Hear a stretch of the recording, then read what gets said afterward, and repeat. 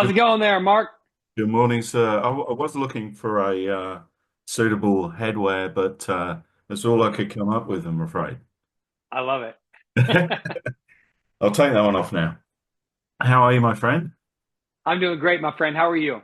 Yeah, very good. It's wonderful to talk to you as someone who is a bit of a self-confessed soft rock, yacht rock sort of fan over the years, and Love it. our community's been a bit marginalized, but it's great to see you guys are bringing it back. Um, Oh yeah, yeah. Not anymore. We're not marginalized anymore. We're going mainstream. Yeah, that's fantastic. It's great what you do. First of all, I guess I've always been a little bit confused myself as to the terms sort of soft rock, yacht rock, and Yeah, yacht rock's always had that sort of bit of a California feel for me. definitely. But it's sort of it sort of drifts off, I guess, into the sort of jazzy influences and the Oh, definitely. sea breeze things. Is it an exclusively American sound? Because I've got some names that I wanted to throw at you a bit It's later. not exclusively, no. The great thing about yacht rock and that kind of era of music is that they were really wanting to distinguish themselves against the backdrop of kind of the emerging 80s, metal band and, hair bands and this big, really loud rock and roll sound. They really wanted to write music that was melodic, that had a lot of really diverse and uh, legitimate, musical influence. And so, that's why you have artists like Steely Dan. Mm. No one has to, beat you over the head to tell you how incredible they are at what they do and the songs. They were meticulous. They put so much of their own money and their own time just to make a record that they wanted to make, that they didn't want to have to conform to what the record company was telling them to make. So that's kind of the dedication of the music that I think all these artists, and that came from all over the world. I think kind of the core of those artists, would be Michael McDonald, Christopher Cross, Steely Dan, um, Kenny Loggins. There's many, many more than that, but those would be kind of like at the forefront. And I would say only because they worked together so much throughout this, 8 years, 8-year period that we kind of have distilled down to what we call yacht rock. Yeah, it's interesting, isn't it? I was looking at some of your set lists and listening to some of the music. All fantastic stuff. Can't wait. Some of my personal favorites in there. But Hmm. some of the bands I love are sort of like I guess on the edges of what you consider yacht rock. Bands like the bands that Yeah, I've never ever been able to define adequately myself, like Hall and Oates. I saw that you yeah, had their numbers in there. I mean, there's a yeah. lot of And this is where you get into this really fun area where people have really passionate opinions about what is and what isn't yacht rock.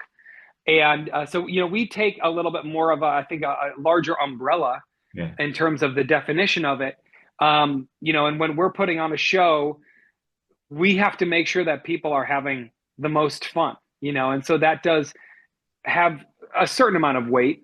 But also, if we don't play some of like the absolutely necessary yacht rock hits, we'll get hate mail. I mean, people will be, coming at us online. So it's a delicate balance. But I think we've really done a good job at striking that.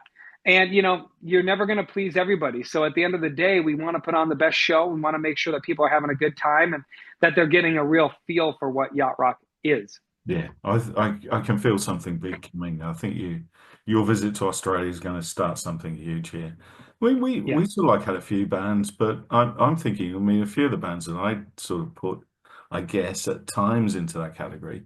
And I guess for me, you're right. It's more about the song than the band yeah, necessarily. yeah, Would be UK bands like City Boy yeah, or Sad Cafe or like bands like that who had those moments that. Would definitely fit into a category like that. So yeah.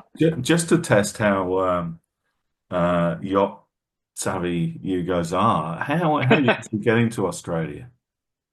How are we getting to Australia? Well, we'll be flying because taking a yacht to Australia would take way too long and just be way too expensive. But you know what? I'm going to just put this out there. I don't know, who your audience is. But if anybody has a yacht, they want to take Yächtley Crëw out somewhere while we're in Australia, we are down. We love being on a yacht. We've played on yachts and various ships many times in the 8 years that we've been doing this.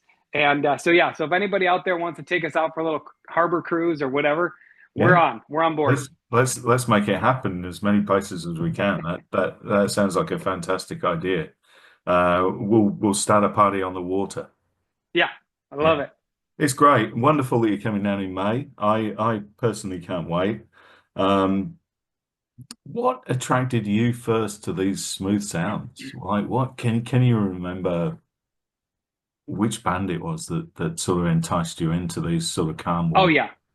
I mean, I grew up listening to a lot of this music, but the band that stands out for me is Steely Dan. Yeah. It was almost always on in my dad's car. And I can remember so many days, driving through the countryside of Western New York where I grew up, the windows down and blasting, Reeling in the Years or Peg or whatever. And Asia, it was just it just filled the sounds of my youth, honestly. Michael McDonald, Kenny Loggins, this music has been in me since I was a little kid, and honestly, that's true for every member of the band. We've all been huge fans of this music for our entire lives. So to be able to put a show together like this has been really fun. And who are the big vocalists? I mean, that you look to. I mean, I'm guessing that there's a few that I could probably have a Oh start. yeah, well, within the genre, Michael McDonald and Kenny Loggins are the two for me that I'm just like, you guys are the goat. And then outside of Yacht Rock, also a huge fan of Freddie Mercury. Yeah. I just he's probably my favorite vocalist of all time. Just the power and his ability to emote while he's singing, and just he has that passion. Um, but there's so many singers and songwriters out there that have really shaped my musical history as well. It's funny, I was listening to quite a diverse selection of music the other day, and I was just sat there thinking, you know what? You could do a really wonderful soft rock version of this particular Mm, classic song. Has that ever crept into any of your minds? Like to give it a sort of give a particular song a soft rock treatment that you think? absolutely. So we just did a Christmas album in December that we put out. It's called Seas and Greetings, and it's 5 songs, and 2 of those songs were actually big hits in the UK. You may have heard of the band Wizard. Yes, I absolutely. wish it could be Christmas every day. The second And best. that was, yeah, and that song is kind of a very straightforward rock song. It's kind of this holiday, jubilant anthem. Yeah. So we wanted to do something different and kind of make that song a little bit more of a yacht rock vibe. And so we did that, and we changed up the chords with some of the similar chords that you'll hear in other yacht rock songs, particularly that you would hear like Michael McDonald use or Steely Dan or whatever. And we kind of gave it this whole kind of smooth soft rock vibe. So check it out. It's on Spotify or wherever you stream your music. But yeah, that was a really fun thing. And we think about that often. But like I said, too, we have 115 songs in our repertoire, and people come to our shows listening for something specific. So we have to be a little bit careful with how much other music we bring in. But we've played like Hero by Foo Fighters when Taylor Hawkins passed away. And we've done a couple other little things like that. We actually have played some Queen too. Crazy Little Thing Called Love. We've played that years ago when we were just testing out the waters, so to Yeah. say. Well, interesting you chose a Wizard song because I guess at times ELO that Yeah, Roy Wood was originally in that's would have right. sort of strayed into maybe into the yacht rock genre there a little bit as Yeah. well. So that's cool. Let's ask you a couple of songs that we ask everyone mid-set. This one will fascinate me. I've had a bet with myself what your answer will be. Whether I'll be right or not, I'm not sure. If you could have been a fly on the wall for the creation of any great album in the history of rock, or soft rock maybe, what would you love to have seen being made, just to see how the magic happened in the studio?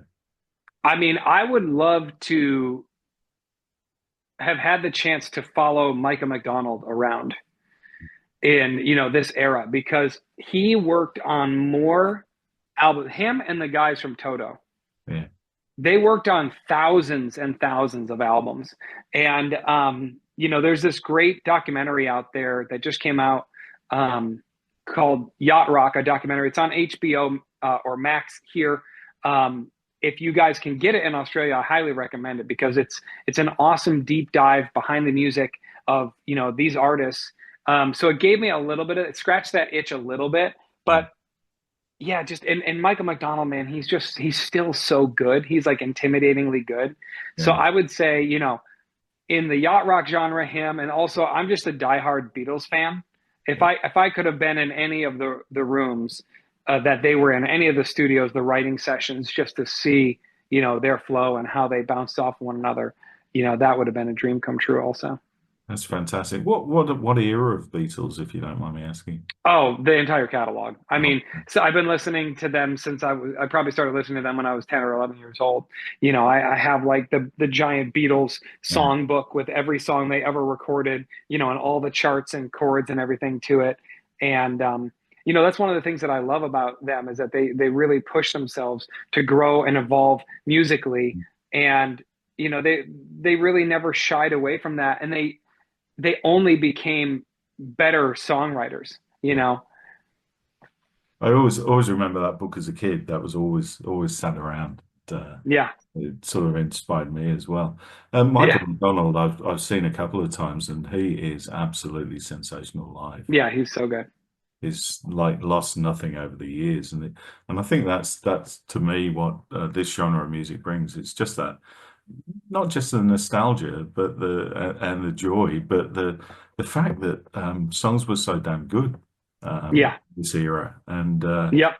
the wonderful harmonies, the vocals, the melodies, everything's there. There's a few bands, I guess, that sort of stray in and out. It was an interesting comment I read, and I think it was on the documentary when I read that mentioned that Toto were obviously a big part of what you consider yacht rock, but I Yeah. thought that Hold the Line sort of falls outside of that. When you listen to that first album, it Yeah. really sort of like stands out to me as being a sort of different kind of song compared to the rest. For sure. Where do you stand on that? Is that We do hold the line, and I love that song so much. And that's what I would call a song that's like yacht rock adjacent. yeah, Toto has, it's one of those things that you were talking about earlier, where like it really comes down to the song, right? And this is where you get into this kind of like fun, sometimes heated debate about what is yacht rock. There's a large group of people that go, hold the line is not yacht rock. yeah, But I'll tell you what, when we need a really high energy opener for our show, or we need we're playing like sailing, and we want to bring the energy back up and get people dancing, that's a song that absolutely delivers, and it's right in that pocket. I mean, people aren't leaving the shows when we play that. They're not going, oh, this isn't yacht rock, I'm out of here. They're like, yes, I love this song. So you have to kind of let the audience speak at some point. And we try a lot of stuff. That's our job, is to see what songs the audience is really going to respond to. And hands down, Hold the Line is one of those songs. People love that song. absolutely one of my favorite songs of all time. I think that and probably Boston's More Than a Feeling have got to be Yeah. two of the most wonderful songs written in the 70s. Bands like the Eagles, I think, well, that's probably a bit controversial. Yes, the Eagles really, they're very, very straightforward classic rock. Yeah. Yeah. California, they've got that California vibe, and I guess that's where it gets a little bit muddy. It's Yeah, like, I mean they were around, when all these other artists were around. They were just doing something very different from them. Like yacht rock, a lot of the time has a very distinct R&B, soul influence, jazz influence, and the Eagles were, Americana country rock. Yeah. and and they did it better than anybody else. So, um, every once in a while we might throw in Hotel California, but we'll do it as an encore. After we've played all the yacht rock, genre in our show, and we'll come back out and people go nuts for it. Honestly. Yeah.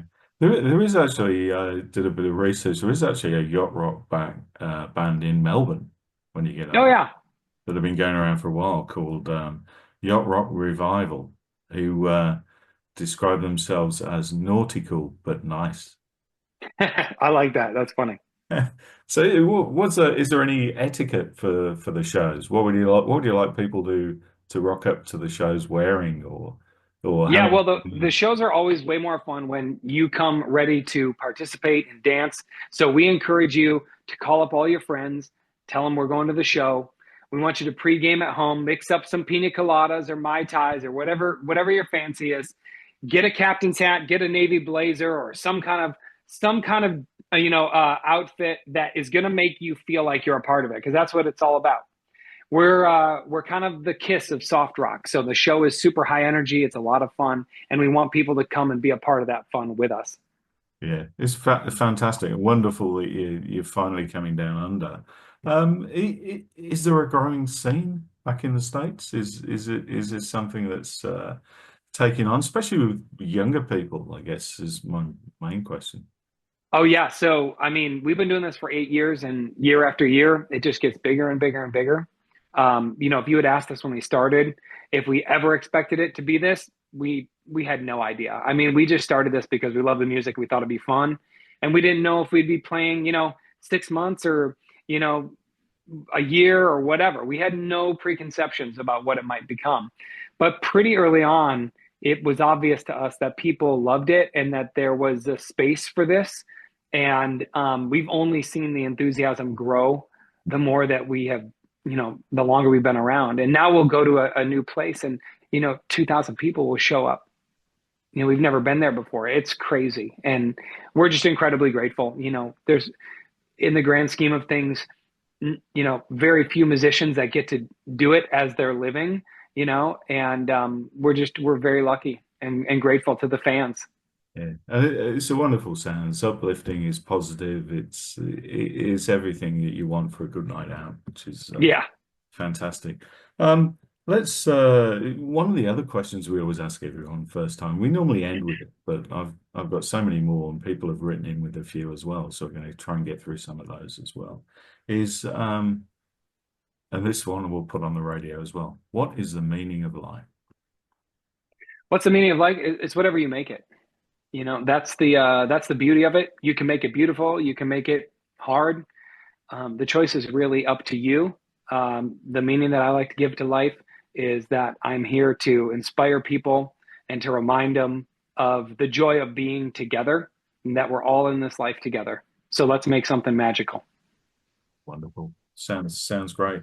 And we're going to have a bit of a debate over the weekend on our top five yacht rock songs, which we'll Okay. to you. But it's really unfair of me to do this to you. But what are your top five? My top five going to be Reeling in the Years, Yeah, Heart to Heart by Kenny Loggins, mm, What a Fool Believes by Michael McDonald, absolute classic. One of my uh, Sailing by Christopher Cross. favorites. And oh man, I'll throw out another one there. I mean, some people don't consider this like straight ahead yacht rock, but Escape, the Pina Colada song, that song just goes off and people absolutely love it and it's so much fun. So I'm gonna say Escape. Yeah, I mean they were an incredible band, weren't they? Oh Really. yeah, And a lot of these bands as well that you only know the hits of. When you dig a bit deeper, there's so much more to them. It's like so much more. it's especially when you get into like the careers and albums of people like Michael Yeah. McDonald, people like that. Yep. There's so much more out there. Is there anything obscure that you could recommend to our listeners? Can you say that again? You cut out. Is there anything obscure, a little bit less mainstream that you could recommend to our listeners? Um, there's no shortage of that kind of stuff. I think that anybody who has, acquainted themselves with yacht rock knows that that's kind of one of the things about it. There's a lot of obscure artists that are included. So Atlanta Rhythm Section, So Into You is just such a groove. I mean, that song is so fantastic. Just and it kind of bobs along like it's just going out for a little cruise. I love that one, and I love Thunder Island too. Jay Ferguson. Yeah, yeah. Thunder Island is just such a fun song, and that's actually a song that I personally wish we could play more. But we've played it, and we just find that like 95% of the audience does not know it, and that it's not that they don't enjoy it, but when you're trying to build an experience for people and you play a song that nobody knows, that's when everybody leaves and goes and gets a drink. You know what I mean? Yeah. So you want to keep them in. So every once in a while we'll throw that in, and just because we're wanting to mix things up a little bit and have a bit of fun with it. Those are two of the ones that I'd say like off the top of my head that are a little bit more obscure. But go down a deep dive, go down the rabbit hole of yacht rock. You can go to this website called Yacht or Yacht, which is invented by the guys who created the term yacht rock, and they have a whole grading system of like 1,000 songs of whether or not they consider it. And it's kind of fun, but you also learn about some other great music on that website as well. Yeah. I checked it out briefly, and I'm definitely going to be returning as well. What about how does the rock yacht genre get along with some of the other nautical genres out there, like pirate rock and stuff like that? We love it. And in fact, just last summer, we played actually an event for what was called Meeting of the Minds, which is actually a bunch of Jimmy Buffett parrot heads. No, And Jimmy Buffett's music that's kind of music that is like up for debate as to whether or not it's yacht rock. I absolutely consider him yacht rock, even though he was not really, working with the traditional artists of yacht rock. But I mean, he's writing songs about cheeseburger and paradise and boat drinks, and like you don't get more nautical than that. But again, he had like kind of that folk country vibe going, so it's just a little different. But we played down in Alabama, Gulf Shores, for Meeting of the Minds. There's a bunch of people down there who love Jimmy Buffett. They love trop rock, which is what they call yeah, Jimmy yeah, Buffett, and we fit right alongside those yeah. songs. I mean, Jimmy was, I guess, one of those just unique artists, wasn't he? That Yeah, it was just a way of life for him, I guess. And yeah, yeah, he did it very well for a number of years. Sad to see him go. Um, yeah. that's wonderful. I mean, I personally can't wait. I'm going to try and get these yachts ready for you when you get over All there. right, Well, so let's try and do it and see I how would love we it, man. do. Have a wonderfully safe trip, and I'll just get you to do a few shout outs for us for the radio if that's okay at the end. Whatever you need, yeah, absolutely. No worries. Well, thanks for taking the time to talk to the Rockpit today. We'll definitely be coming to see you, and I'm going to do better with the headwear next time. Sounds great. I love it.